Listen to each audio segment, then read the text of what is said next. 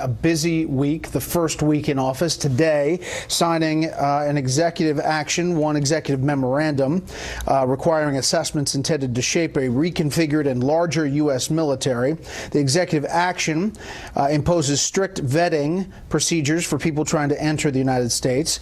Then two executive orders yesterday. Border security and immigration enforcement improvements, starting to build the wall, essentially, the U.S. border with Mexico, and then withholding grant money from so-called sanctuary cities. Then one executive order and four presidential memoranda the day before. Keystone pipeline builder TransCanada to resubmit its application. Also, the Dakota Access Pipeline restarted. Expedite environmental reviews on high priority infrastructure projects. Submit a report on how best to streamline manufacturing and the use of U.S.-made steel for all of these projects. The day before, three presidential memoranda, including pulling out of the TPP trade deal, federal money for international non-governmental organizations that perform or counsel women on abortion services. That's the Mexico City deal, ending that, and then freezing federal hiring, but exempting the U.S. military.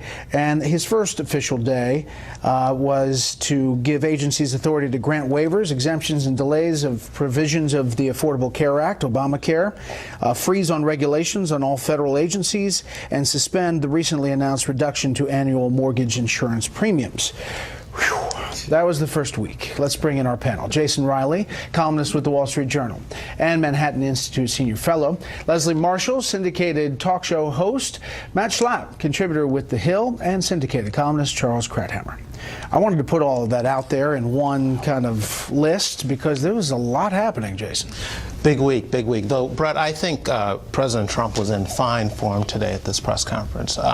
This was not Twitter Trump. This was President Trump. His manner, his look, he was careful with his words, very measured. Even when he got a couple aggressive questions from some foreign media outlets, he didn't escalate as he usually does. He de-escalated.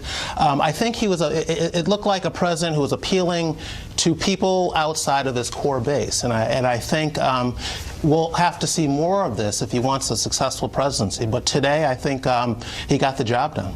Clearly, Leslie, the relationship with Great Britain looks like it's in fine form, but the relationship with Mexico may be a little different. Tweeting this morning on the trade deals, I'm representing the people of the United States, and I'm going to represent them as someone should represent them, not how they've been represented in the past, saying Mexico has taken advantage of the U.S. for long enough. Massive trade deficits and little help on the very weak border must change now. He did talk to the Mexican president for about an hour today on the phone.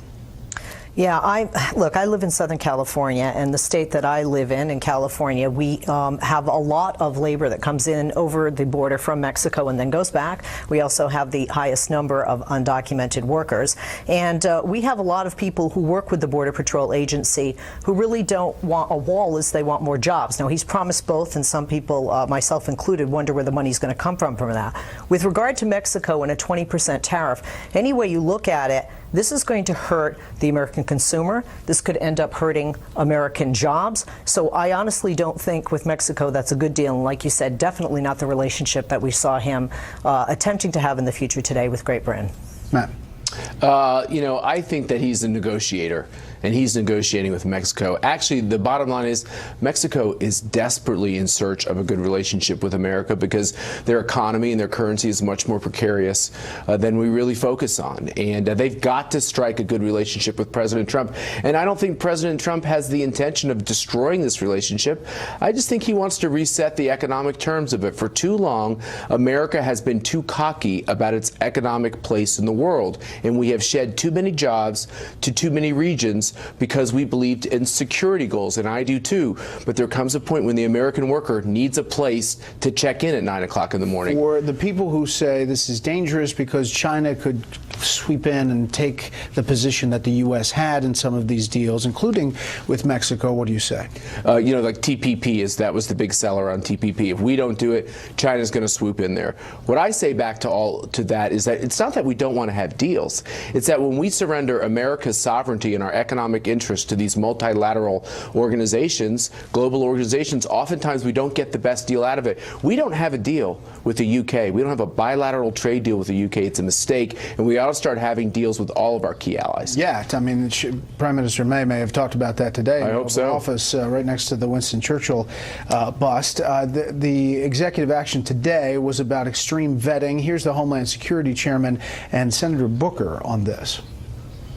Well, I think it's a safer day for America. With one stroke of a pen, he's closed off more terror pathways than the past 8 years under President Obama. I think this will strengthen our homeland security, and I really applaud the president for what he's doing. This is just a wrong assault on people who are the most vulnerable, who are the most persecuted on the planet Earth. We are the United States of America. This is not a time to allow terrorists to make us turn our back on our values.